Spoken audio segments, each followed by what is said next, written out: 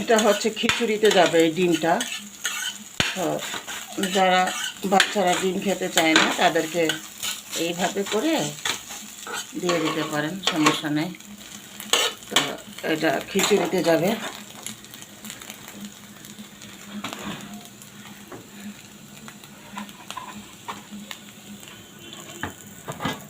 এই হচ্ছে খিচুড়ি।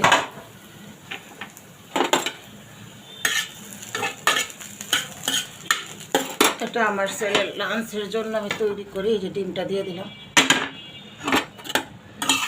সমস্ত উপকরণ দিয়ে খিচুড়িটা তৈরি করা হয়েছে।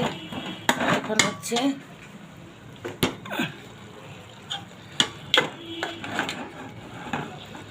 একটু মিক্সড করে দিব শুধু, বাস। যে কোনো খাবারের সাথে পারফেক্ট, এক্সট্রা কোনো কিছুর প্রয়োজন হবে না। এটা একটু আস্তে আস্তে জালে করতে হয়, এতে সব কিছু সিদ্ধ হয়ে যায়।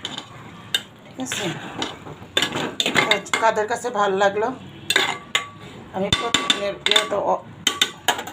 ভিডিও দিই। তো যাদের কাছে ভালো লাগছে তারা অবশ্যই সাবস্ক্রাইব করবেন।